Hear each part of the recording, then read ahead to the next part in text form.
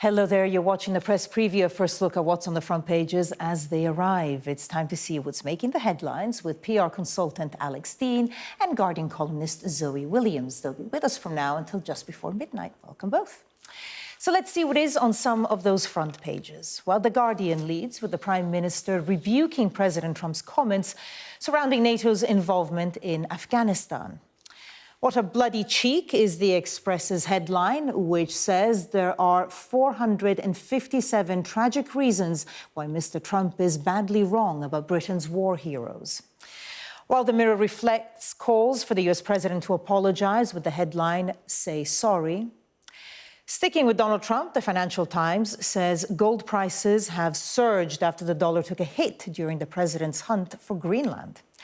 The Eye focuses on Labour's left plotting against Sir Keir Starmer and Health Secretary Wes Streeting as they push for the return of Andy Burnham to the Commons. Meanwhile, the PM has been forced to pull his Chagos Islands bill from the Lords in the wake of a US backlash over the deal. That's what the Telegraph says. The Times carries a warning from the government's work czar, who says the UK is writing off a generation of young people with mental health conditions, such as anxiety and depression, to a life on benefits. The Sun has the latest in the Beckham civil war. They say Nicola Peltz told her husband, Brooklyn Beckham, to pick between her or his mother, Victoria Beckham. And on the front of the Star, Claudia Winkleman reveals the secret to the success of The Traitors with her behind-the-scenes tan trick. And we're not going to give any spoilers on that. So, Zoe, you don't have to cover your face. That's okay. We are joined tonight by Alex Dean and Zoe Williams. Thank you both so much for coming in. A story dominating, and it was in the little snippet in the papers last night, but it's really been building over the day. And it's Donald Trump's comments, offensive about NATO, British troops, but NATO troops in general in Afghanistan.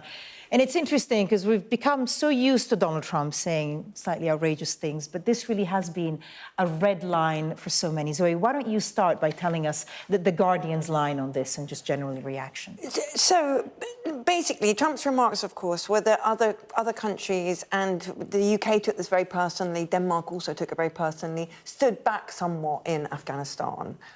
This is completely counter to the reality, which is that all these nations stood shoulder to shoulder. There was absolutely no sense among troops, there's no sense among UK and US troops that one of them was doing the heavy lifting and the other one wasn't. You know, at the kind of outer reaches of kind of comradely banter, nobody would ever have suggested that. So Trump is kind of, as he often is, just saying random provocative remarks that to get attention, and you know, you call it vice signalling.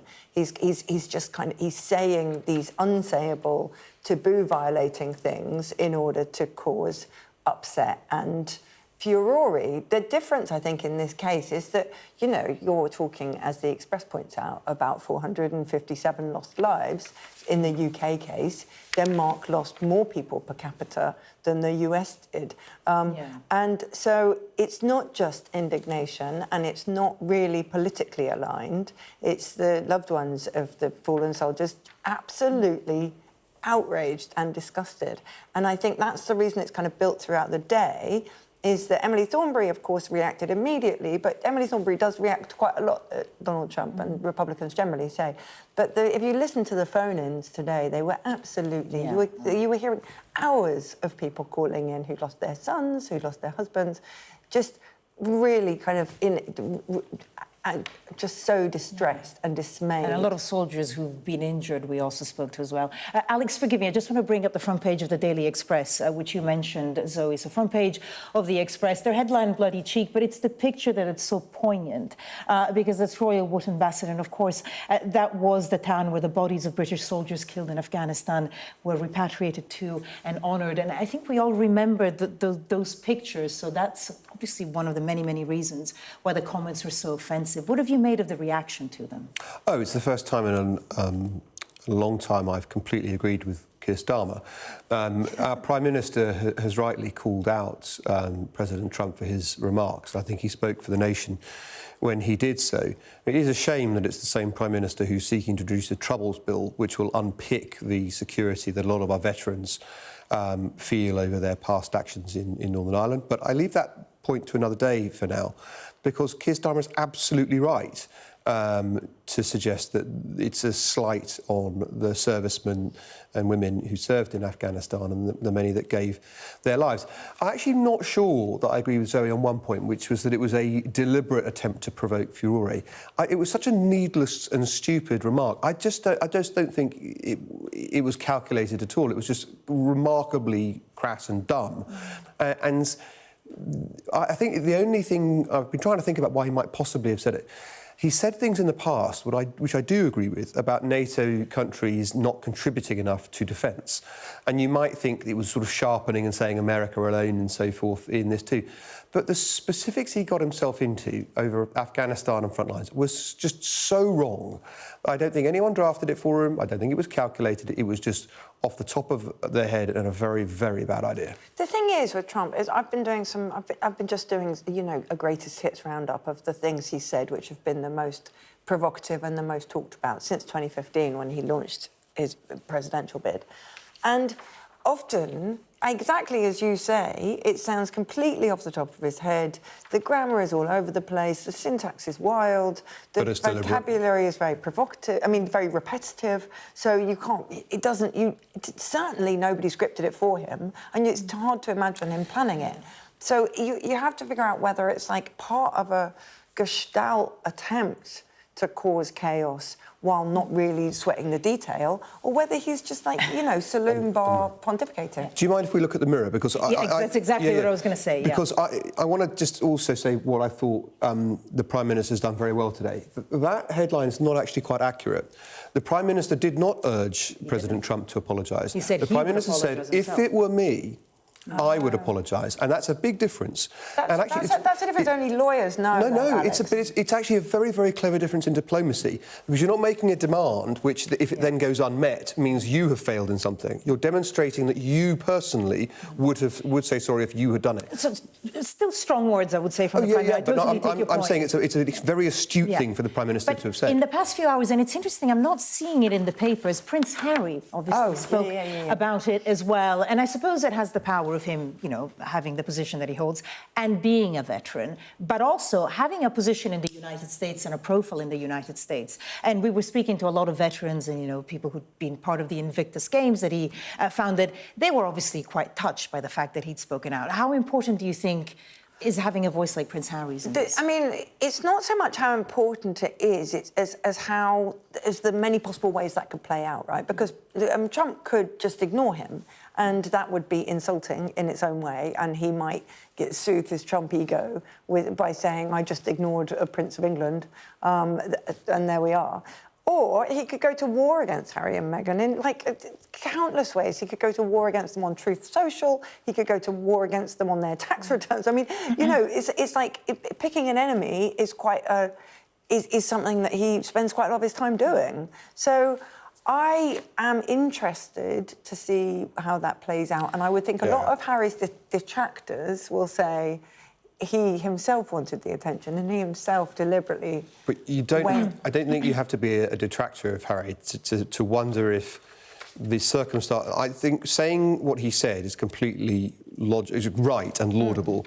Saying what he said whilst living in the United States is a completely different proposition, and he'd been better off saying it anywhere if he was resident anywhere else in the world. But do you think, since he is resident in the United States, it behooves him to not say a large... No, I'm not suggesting he shouldn't have said it. I'm saying I agree with you that he may well find himself, as a result of it, in some difficulties in his new adopted homeland. Just a quick thing, because we were speaking to James Matthews, our US correspondent, who said that actually it's not having much of an impact in the United States, the reaction that we're having here in the UK and other parts of Europe. So it may well be that, you know, maybe his comments will, you know, bounce. I don't think the American media are cock-a-hoop about Harry. I think they find him a little bit snooty and a little They're a bit harried out. Yeah. Well, we'll see how that develops. Let's just look at one quick story now before we take a break. Daily Telegraph. Alex, if I can start with you. Starmer forced to pull out of the Chagos bill. Now, we always end up talking about Donald Trump because, of course, he called the decision effectively stupid. So what's happening here? But actually, it's very interesting. It hasn't been entirely pulled. The government could seek to bring it back. But when the Americans said, through their president, they disagreed with the deal, that was a different position to that which had been taken by President Biden and initially by President Trump as well. But in the course of doing it, and it seems we have collectively, as commentators, not done our, and perhaps legislators, not entirely done our homework, the 1966 treaty with the Americans was drawn into attention, which Britain asserts our sovereignty over the Chagos Islands. And so the Americans say, well, if you were right then, and that's the deal in which you entered into this binding agreement to have dual mandate on this base, then how can you possibly be doing what you're doing now? Sorry? I mean, the interesting thing to me is that Yvette Cooper was incredibly trenchant 2 days ago. Yeah. So they obviously had no sense of this being derailed by America's kind of pugilistic language. They had no sense that it was anything other than a right-wing talking point, sort of not very patriotically spurred by Kemi Badenoch.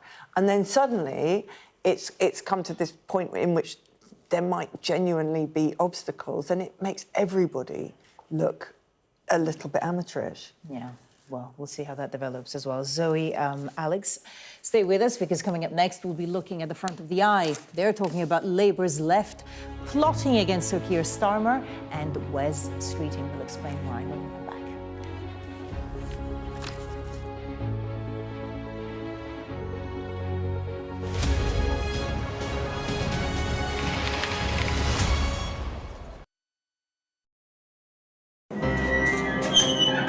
We've come to one of Moscow's Cold War bunkers. It was built as a top-secret command centre.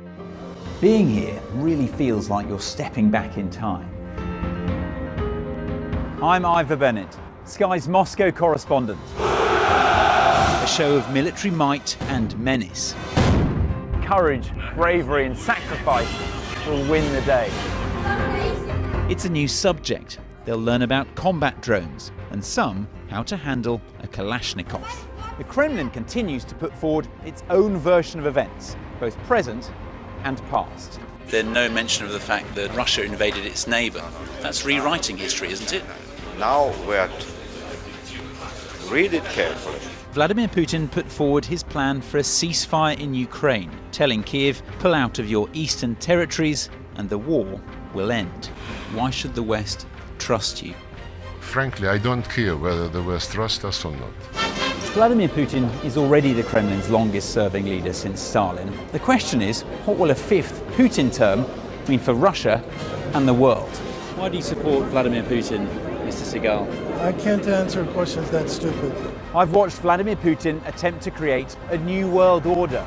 The St. Petersburg Economic Forum was the backdrop to Vladimir Putin's latest verbal volley that Russia could send missiles to other nations to target the West. Ambassador, I wonder, shall we have a quick word for Sky News? Is the West right? Are you fueling Russia's war machine? British media, oh my God, you're not afraid of being here.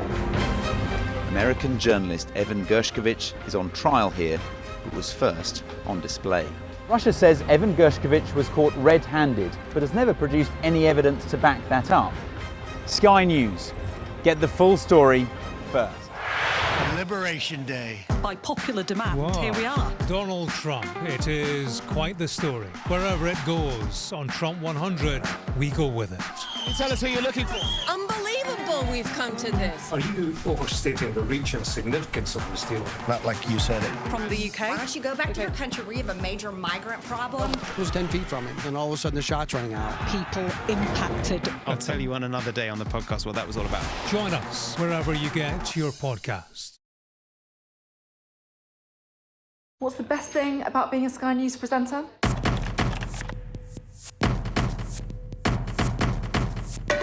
We've done the work and the reading, so you don't have to.